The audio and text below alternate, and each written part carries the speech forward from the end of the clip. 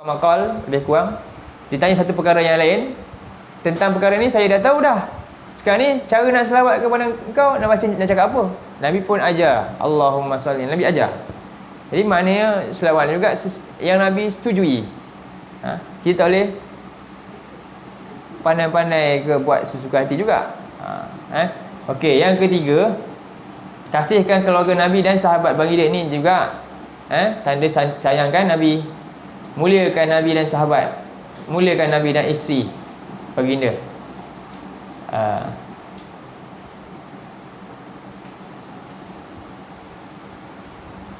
Jadi dengan cara apa? Pertama, jangan mencela sahabat. Kenapa? Dan jangan rasa kita ni boleh setaraf sahabat. Setaraf sahabat. Maksudnya apa setaraf sahabat? Dan jangan rasa ada makhluk lain, bahkan guru kita pun standing dengan sahabat. Tak ada. Tak ada. Nombor satu Nabi. Ranking kedua manusia dalam dunia ni apa? Sahabat. Ini ialah iktikad orang Islam, ahli sunnah wal jamaah. Faham? Bukan wali-wali yang bukan. Tak ada. Bahkan ada juga iktikad yang mengatakan wali makan lebih tinggi daripada Nabi. Ada. Ni reality saya cakap ni, bukan tipu-tipu. Jadi kita kena jaga yang itu. Ingat, kita punya prinsip nombor satu siapa? Rasul lah. Nabi. Rasul dululah. Maksudnya Nabi. Dalam Rasul pun ada tak ranking? Ada. Ada macam ni lebih kurang. Boleh lagi kan ni? Rasul nombor satu lah. Dalam Rasul ni sendiri ada tingkatan. Ada pertama, yang nombor satu Muhammad lah. Rasulullah kita, Nabi Muhammad. Muhammad sallallahu alaihi wasallam. Kedua disebut Khalilaini ataupun Khalilani. Siapa? Nabi Muhammad juga dan Nabi Ibrahim. Yang kedua. Yang ketiga Rasul juga. Nama dia apa dia? Nabi Musa. Nabi Musa kalam Allah. Yang bukan. Dan yang ke seterusnya ulul azmi. Ulul azmi. Ni ulul azmi ada berapa? 5. Tengok ni. Ni saja dah ada kedudukan. Dalam syurga pun macam ni tingkatan. Selepas tu ulul azmi Rasul lah, Rasul-Rasul yang lain. Lepas Rasul-Rasul lain, Nabi-Nabi. Macam tu. Barulah Aulia-Aulia, wali-wali yang lain lah. Okey, orang-orang soleh lah dan seterusnya. Jadi disebutkan selepas Rasul apa tadi? Nabi. Lepas Nabi wali. Wali ni siapa? Soalan kat sini. Siapa wali? Antara yang confirm wali siapa? Antara yang confirm wali, manusia yang confirm wali, Nabi ni termasuk wali. Semua Rasul dan Nabi termasuk wali. Faham? Semua Rasul adalah Nabi dan wali. Okey? Semua Nabi adalah wali, tapi bukan Rasul. Faham? Semua wali belum tentu Rasul dan Nabi. Ingat? Dia macam tu. Dan wali yang confirm selain Nabi dan Rasul siapa? Para sahabat lah sebenarnya. Para sahabat lah. Kita duk cari wali kan, tapi tak tahu pun, tak tengok sahabat, tak tinggikan sahabat langsung kan. Akhirnya sebab itulah nak ikut Nabi ni tak dapat tidak, kena tengok contoh siapa? Para sahabat Nabi. Mereka yang Nabi dah jamin ahli badar, dah jamin syurga kan. Semua dah bagi banyak sebut tentang mereka, Nabi kenal dia. Jadi ini yang confirm radhiyallahu anhum. Dan Allah sebut dalam Quran surah 9 ayat 100 kan, Allah dah redha mereka. Ni golongan yang telah orang kata cop terbaik. Sebab itu Nabi beritahu dalam hadis ni, ni 900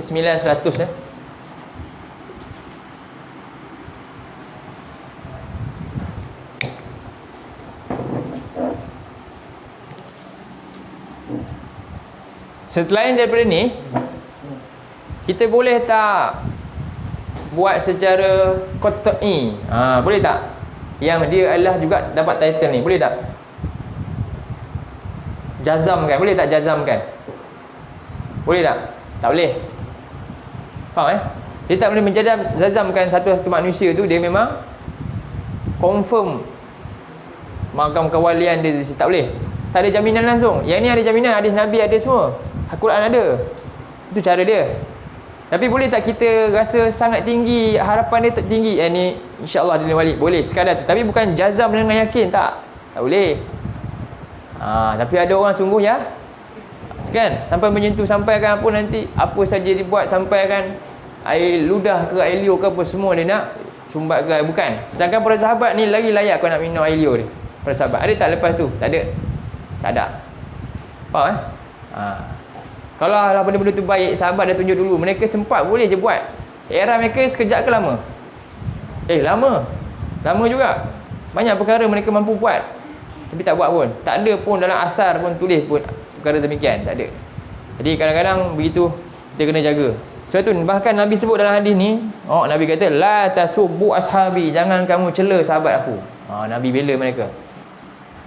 Fawallazi nafsi bihi, demi Tuhan yang jiwa nyawa aku di tangannya, lau anna ahadakum anfaqa misla uhudin zahaban, kalaulah seorang kamu infakkan emas sebesar bukit Uhud. Besar bukit Uhud kan?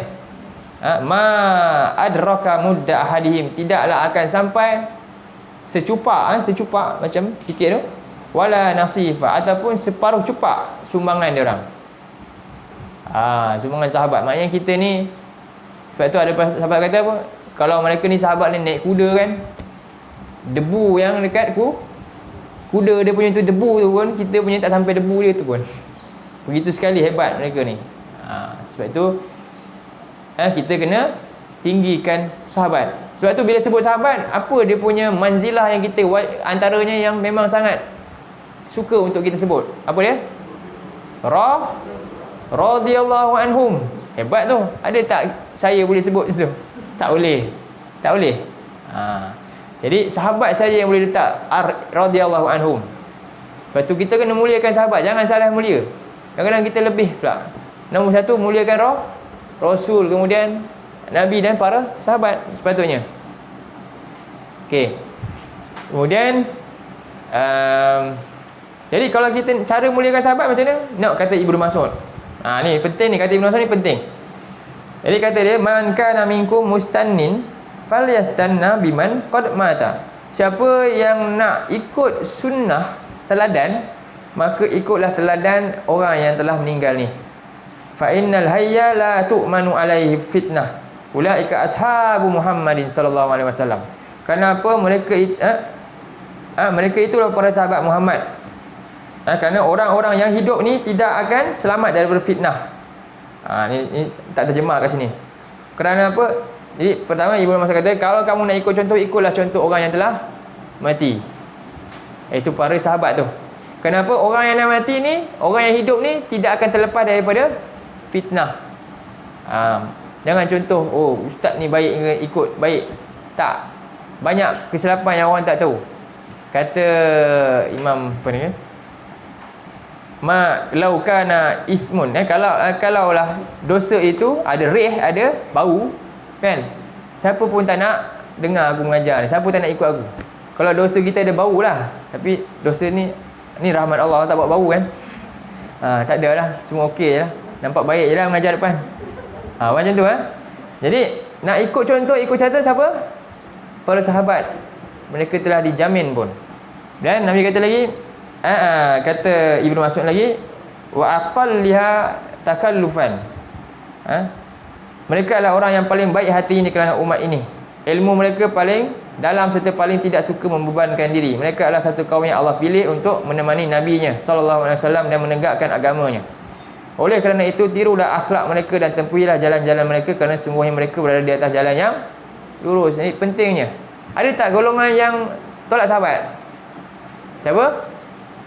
Syiah antaranya lah, yang terang-terangan kan. Syiah. Ada lagi banyak. Ada yang bila dah ada yang sampai tolak Nabi pun ada kan. Tak ikut sunnah Nabi. Ini golongan yang sesat, batil yang lain lah. Kemudian menggunakan panggilan yang Nabi suka. Nabi suka. Ini dua hadis ya. Ya sayyidana wa bana sayyidina wa ya khairana wa bana khairina. Wahai penghulu kami, anak penghulu kami, tokoh kami yang mulia, anak kepada tokoh kami yang mulia. Ini seorang lelaki daripada Badawi jumpa Nabi. Disebut kalimat-kalimat ni. Lalu Nabi jawab kepada dia, ya Yohanes, wahai manusia. Nabi tak kenal dia orang Badui. Dia baru jumpa Nabi ni, tapi dia panggil dengan panggilan yang indah-indah lah, kan. Dia sangat suka kat Nabi. Dia jumpa pertama kali, dia kagum. Lalu Nabi kata, wahai manusia, qulu bi qaulikum wala yastahwiyannakum syaitan. Panggillah dengan panggillah aku dengan apa yang panggilan yang kamu suka, tapi jangan sampai syaitan memperdayakan kamu. Itu berlebihan. Kemudian, ana Muhammadun ibnu Abdillah. Aku adalah Muhammad dan hamba kepada Allah. Wa Rasulullah dan Rasul Allah. Wallahi ma uhibbu an tarfa'uni fawqa ma rafa'ani Allah. Iaitu demi Allah, aku tidak suka kamu angkat diri aku melebihi Allah, apa yang Allah telah angkat. Ini Nabi sendiri cakap. Jadi itu satu hal juga yang kita kena jaga, supaya apa, kita tak dia ada dua satu ghaflah ni langsung tak perlu Nabi. Satu lagi ghulu, berlebihan dalam mengangkat Nabi sampai ke derajat sebagaimana Nabi umat Nasrani mengangkat Nabi Isa AS. Jadi kita tak nak begitu. Nabi jaga awal-awal lagi, zaman dia lagi Nabi sebut benda ni. Nabi sebut dalam hadis lain, la tutruni kama atratun nasara ibn Maryam. Jangan kamu dewa-dewakan aku macam puak Nasrani dah dewakan Isa ibn Maryam. Fa innama ana abdu faqulu abdullahi wa rasuluh. Sebenarnya aku ni hamba Allah, maka panggil aku hamba Allah wa rasuluh. Kenapa dua? Hamba dan rasul. Nabi antara Nabi suka dua ni, panggil Nabi Abdullah dan Rasuluhu. Kenapa? Ini supaya manusia tak hulu. Ini pula supaya manusia tak remehkan Nabi sama macam manusia lain. Tak.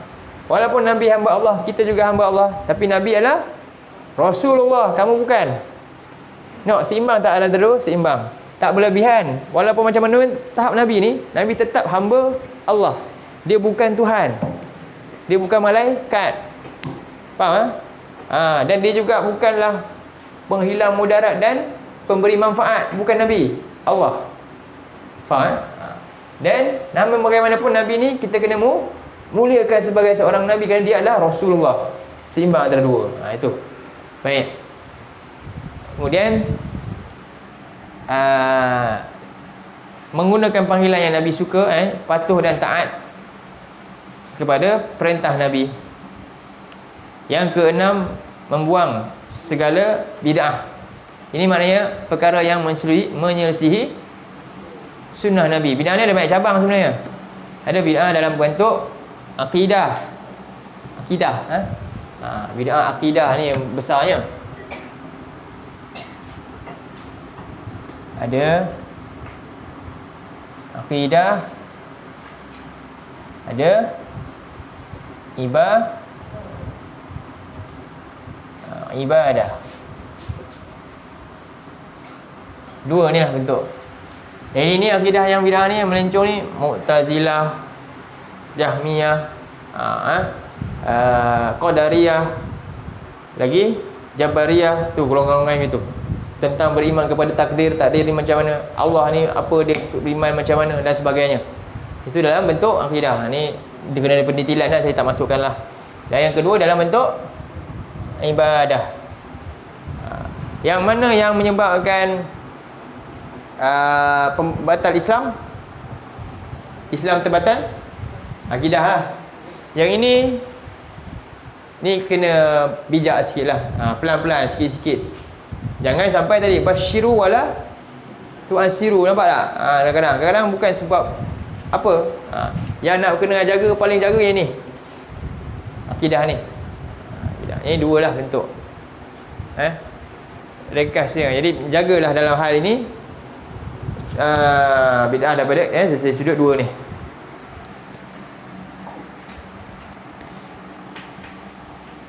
Baik, seterusnya tengoklah ni kata Imam Syafi'i penting juga.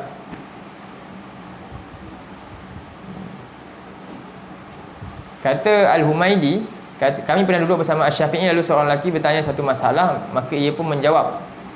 Qada Rasulullah sallallahu alaihi wasallam kaza wa kaza. Rasulullah telah cakap sekian-sekian. Jadi Nabi ada hadis Nabi dah tentang hal ini. Lalu tanya lelaki itu kepada Imam Asy-Syafi'i rahimahullah, "Ma taqul?" Apa pendapat kamu pula? Apa pendapat tuan? Kata Imam Syafi'i dia, "Subhanaka tarani fi kanisah." Dalam riwayat lain kata Imam Syafi'i dengar ni dia marah sikit, berubah muka dia. Dah terang-terang hadis Nabi cakap macam ni, tiba-tiba dia kata, "Apa pandangan kau pula ni? Setuju tak macam ni? Okey ke? Ke ada pandangan lain?" Faham? Maknanya apa? Faham apa yang kita belajar tadi tu? Jadi Imam Syafi'i dia macam geram juga. Dia kata, "Subhanallah. Subhanak. Tarani fi kanisah, tarani fi bi'ah, tara ala wasati zunnar." Apa maksud dia? Engkau tengok aku ni dekat gereja ke? Engkau tengok aku ni dekat kuil ke? Engkau tengok aku ni ada pakaian zunnar ni ke? Itu macam Buddha ni kan, pakai pakaian yang tanda. Sebab apa? Orang yang macam tu je buat selisih daripada apa yang Nabi buat ni. Orang macam tu lah dianggap, aku ni bukan macam tu. Apa yang Nabi sebut, itulah yang juga aku ikut. Itu Imam Syafi'i nak tekankan. Dan aku mengatakan Rasulullah SAW telah memutuskan sekian-sekian. Kamu tanya pula kepada aku, apa pendapat aku? Selesai dah. Faham? Ini kata Imam Syafi'i. Jadi berjuang yang terakhir, berjuang dan berkorban pada jalan Allah. Jadi jika seorang Muslim itu hendak bersama Nabi SAW di syurga, ia mesti mengikut jalan yang dilalui baginda walau apapun ujian dan cubaannya. Dalam surah 2, 214. Ini ayat yang kita nak tutupkan lah. Surah 2, 214.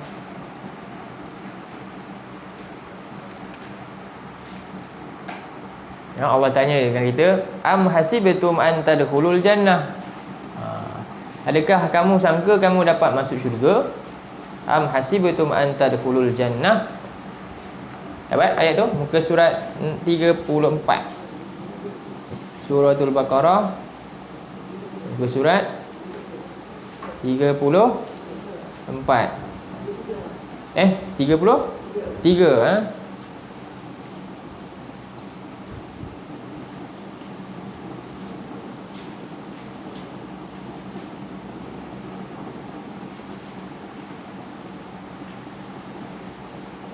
Am hasibtum an tadkhulul jannah. Adakah kamu sangka kamu mampu masuk syurga? Walamma ya'tikum masalul ladzina khalau min qablikum. Sedangkan belum datang kepada kamu ujian seperti ujian yang berlaku kepada orang-orang yang telah berjuang sebelum kamu. Iaitu apa ujian? Ada 3 kategori ujian. Massatshumul ba'sa. Mereka ditimpa dengan ba'sa. Ba'sa ni benda yang buruk, perkara buruk yang manusia tak suka. Wad-darra. Ba'sa ni lebih kepada perkara buruk yang kategori ketiga. Apa dia? Hilang kereta, rumah terbakar. Faham kan? Dia tak kena pada diri, tapi kena pada apa yang dia punya milik dia. Itu ba'sa. Okey, kecil sikit lah. Yang kedua, wad-darra ni kena pada siapa? Kena pada diri dia. Darra ni luaran fizikal dia pula. Tangan kudung ke, cedera ke, sakit ke, darra. Kemudian wazulzilu, kegoncangan. Apa ni pula? Ni lagi dahsyat. Ni hati. Dalaman. Faham Hati, ketakutan. Ini lebih dahsyat daripada yang lain-lain tu. Ketakutan, ada musuh depan, bila-bila boleh bunuh dan sebagainya. Peperangan. Sebab tu kata zulzilu ni kegoncangan, iaitu peperangan. Jadi hatta yaqula rasul, sampailah rasul berkata, walladzina amanu, bersama dengan orang beriman, ma'ahu, bersamanya, mata nasrullah, bilakah pertolongan Allah ini akan sampai. Ala inna nasrallahi qarib, ingatlah pertolongan Allah itu sangat dekat. Jadi inilah yang Allah sebut awal tu, amma sibtum an tadkhulul jannah. Jadi ini persoalan yang kita kena simpan dan menjadi dorongan kita lah. Kalau nak banding kita dengan ujian Nabi tu, sikit je. Tapi takkan dengan sikit ni pun kita tak nak buat apa-apa. Malulah. Sebab tu Allah kata, kamu sangka kamu masuk syurga tanpa dengan hanya berhayal saja. Jadi ini jalan, tanda-tanda seorang itu mencintai Rasul. Antara cara mudah dia apa dia? Iaitu sampaikanlah. Inilah cara kita nak berjuang. Jihad bil lisan. Berjuang dengan lisan. Jihad dengan lisan adalah jihad yang besar. Allah kata, wala tuti'il kafirin wajahidhum bi jihadan kabira. Dalam surah 25 ayat 52, itu dalil dia. Jihad lisan, jihad besar. Jihad besar. Kita je suka takut. Pahala besar. Tegakkan. Jadi balighu anni walau ayah. Nabi kata balighu anni walau ayah, sampaikanlah daripada aku walaupun satu ayat. Jadi inilah antara usaha-usaha yang kita kena usahakan. Dan Nabi sebut dalam hadis yang seterusnya, wallahi la an yahdiyallahu bihudaka rajulan wahidan khairun laka min humrin na'am. Demi Allah, pastilah jika Allah memberi petunjuk dengan kepada seorang lelaki itu disebabkan engkau, itu lebih baik daripada unta merah. Dengan mengajak orang ni orang dapat hidayah sebab kita ni Allah beri dia hidayah, itu lebih baik daripada dunia dan seisinya. Yang lain. Dapat ayat tadi surah 25 ayat 52. Jihad yang besar. Betul ayat tu? Wala tuti'il kafirin.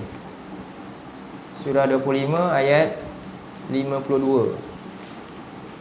Allah kata wajahidhum jihadan kabira. Jihad kat situ bukan perang. Masa ayat ni turun, perintah perang belum lagi ada. Masa ni kat Mekah. Mekah mana Nabi boleh perang? Tak. Tapi Nabi Allah perintah jihad dengan lisan. Surah 25, surah Al-Furqan. Ayat 52 Situ Allah kata jihadan kabira. Ini satu-satunya perkataan jihad yang turun pada surah Makkiyah. Surah Makkiyah kat Mekah, tapi ada perkataan jihad turun kan? Sebab ni apa? Jihad lisan. Ingat, sebab tu jihad ni bukannya mesti pukul perang je, tak. Lisan kita ni jihad yang paling utama, jihad lisan. Afdalul jihad apa dia? Bil lisan.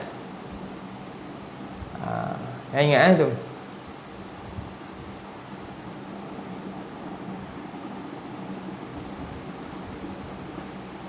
Satu lagi perkara, kenapa kita kena buat semua ni antaranya? Supaya kita selamat dalam kubur nanti. Sebab kehidupan kita ni makin senang kan makin susah. Sebenarnya makin susah kan makin senang. Kita kat dunia kan, orang kata apa bila mati nanti? Dia dah berehat, betul tak? Rest in kan. Jadi cara fikiran macam ni bukan orang Islam. Orang Islam tak fikir macam tu. Tapi sebenarnya orang Islam pun macam tu kan. Rehat dah dia. Siapa pernah sebut macam ni? Aisyah pernah sebut. Tengok Aisyah kata ketika seorang sahabiah wanita mati, Aisyah kata mata fulanah, telah mati si wanita ini. Lalu dia kata apa? Fastarahat. Lalu dia sedang rehat sekarang. Nabi tengok, Nabi marah. Faghadaba Rasulullah. Nabi kata apa? Innama yastarihu man ghufira lah. Nabi kata, ni penting ni. Ingat alam kubur ni bukan alam main-main. Silap-silap kita lebih kerja keras dalam ni. Nabi kata Nabi nafikan kenyataan Aisyah tu. Nabi kata innama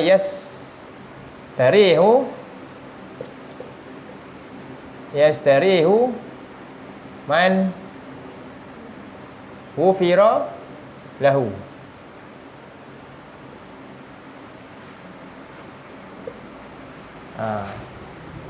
Jadi kadang kita sangka-sangka je. Sesungguhnya orang yang berehat itu adalah siapa? Orang yang dapat keampunan je.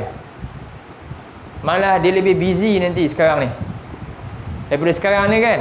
Dunia ni dia sangka habis nanti dia rehat, sedangkan dia tak usaha pun untuk cari keampunan Allah. Dia lebih sibuk nanti ke akhirat, dekat alam barzah. Sebab Nabi kata ni, sebab tu kita kena bimbang ni, buat sungguh-sungguh.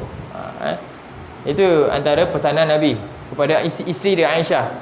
Jangan salah faham tentang hal-hal yang kamu tak tahu. Nabi pun betulkan. Tidak, sekali-kali tidak. Orang yang rehat nanti hanyalah orang yang apa? Kat dunia ni dulu dia usaha untuk dapat ghufiralah, keampunan Allah. Itu sajalah.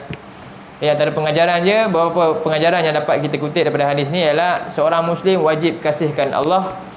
Kasihkan Rasul adalah tanda kasihkan Allah. Manusia yang paling utama dikasihi adalah Nabi SAW. Dan kasihkan Nabi itu adalah tanda kesempurnaan iman. Tanda kasihkan Nabi SAW ialah dengan menghayati sunnah baginda. Dan antara cara dia nak kenal Nabi apa? Ni belajar bahasa Arab ni. Sebab Nabi ni orang Arab. Wahyu dalam bahasa Arab, bukan bahasa Arab nak cakap. Inilah dia sedikit sebanyak. Jadi berpahala tak belajar bahasa Arab? Kalau nak faham wahyu, pahala. Jangan bimbang. Dapat pahala insya-Allah. Baik, aku qouli hadza wa astaghfirullahalazim li wa lakum. Allahumma ja'al hadza jama'ana jama'al marhuma wa tafarraqna min ba'dihi tafarruqan ma'suma. Allahumma inna na'udzubika minal arba' wa min ilmin la yanfa' wa min qalbin la yakhsha' wa min nafsin la tashba' wa min du'a'in la yusma'. Wa sallallahu ala nabiyyina Muhammad wa ala alihi wa sahbihi wa sallam. Walhamdulillahirabbil alamin. Assalamualaikum.